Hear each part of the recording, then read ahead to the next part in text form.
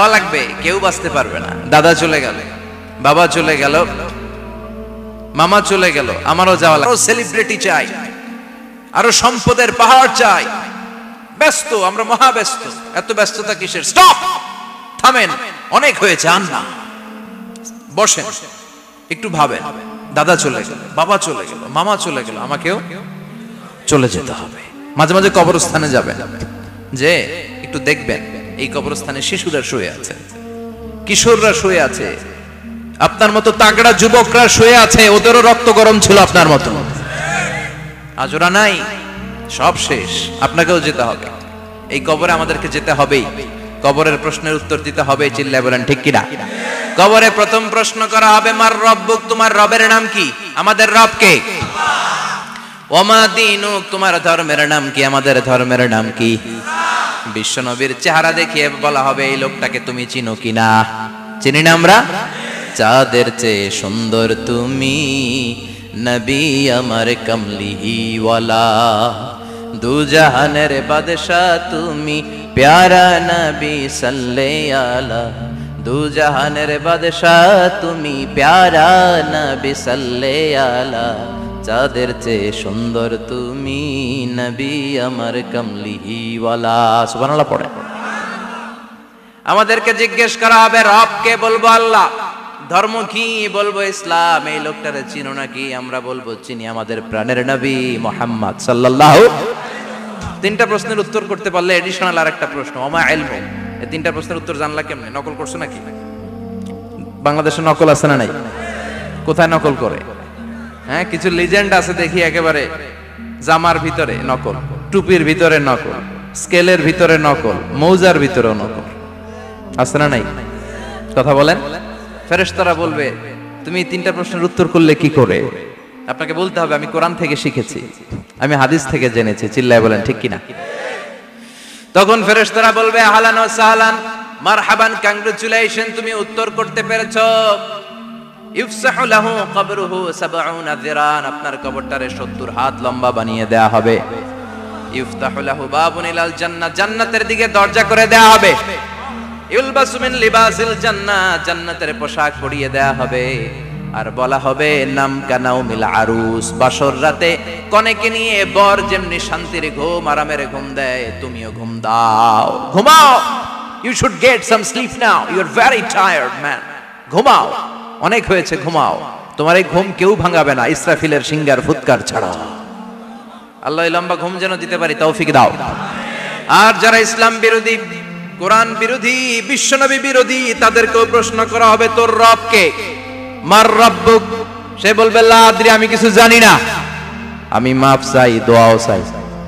কথা কন, জানি না, আমি কিছুই মনে করতে পারছি না, আমি কিছু জানি না, আমার ধর্ম নাই, কর্ম নাই, আমার ধর্ম যার যার, উৎসব সবার, আমার কোনো ধর্ম টর্ম নাই, আমার কোনো নামাজ রোজা নাই, আমার কোনো রব নাই।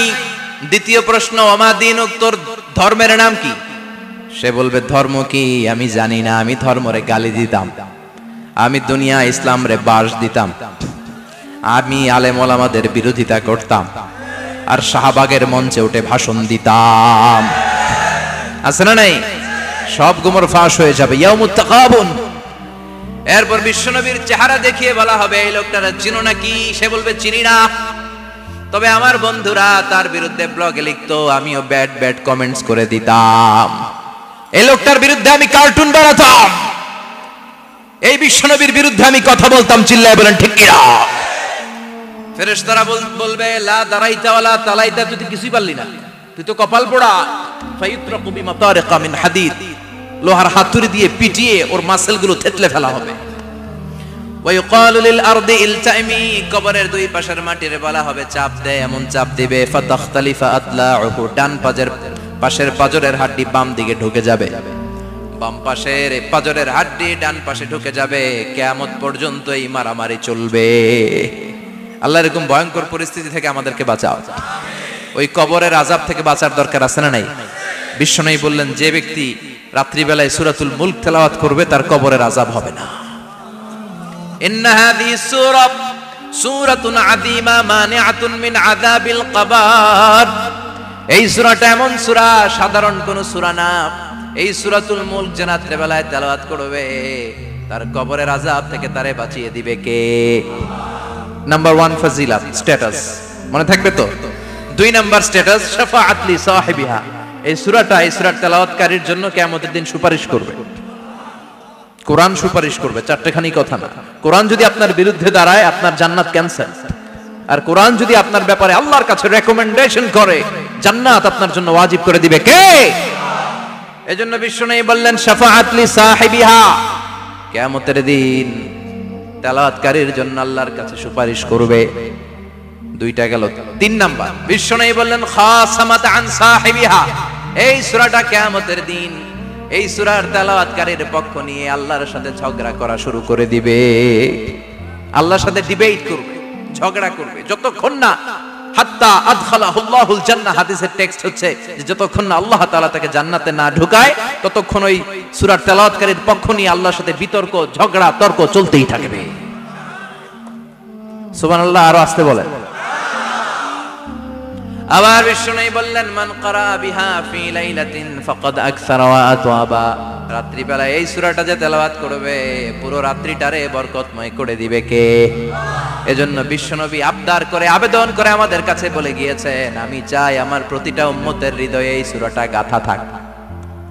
আমি চাই আমার প্রতিটা উম্মতের সিনার ভিতরে এই সূরার 30টা আয়াত গ্রথিত করা থাক। সুবহানাল্লাহ পড়ায়। মাত্র 30টা আয়াত মুখস্থ করতে রাজি আছেন? 1 মাসে কয় দিন? প্রতিদিন একটা করে আয়াত মুখস্থ করলে এই সূরা মুখস্থ করতে লাগবে কয় দিন? হ্যাঁ, হোমওয়ার্ক। এটা আপনাদের বাড়ির কাজ, যেহেতু ক্লাসে হোমওয়ার্ক দেওয়া যায় না। আরবিতে বলে আল ওয়াজিব আল মানজিলি। আমি গতানুগতিক তাফসীর করি না, আমি সমাজের খুঁতগুলো ধরে ধরে ডিসকাশনের মতো আমি করি। বিভিন্ন জেলায় যে ওখানকার ইয়াংদের সাথেও বসি, কথা বলি। এটাই আমার তাফসীর, এটাই কোরআনের এক্সপ্লেনেশন এন্ড ইন্টারপ্রিটেশন। এতেই মানুষ উপকৃত হয় বেশি। চিল্লা এখন ঠিক কিনা? এটা আপনাদের বাড়ির কাজ, মাইথার দিয়া বাসীদের বাড়ির কাজ। হায়াতে আল্লাহ বাঁচায় রাখলে আবার কখনো দেখা হলে জিজ্ঞেস করবো যে মুলক মুখস্থ হয়েছে কিনা। কে কে মুখস্থ করবেন না হাত তুলেন। সবাই করবেন। এবার কে কে মুখস্থ করবেন হাত তুলে আমার না আল্লাহর দেখা। আল্লাহ তুমি কবুল করো। আরো জোরে পড়েন আমিন। হাত নামান।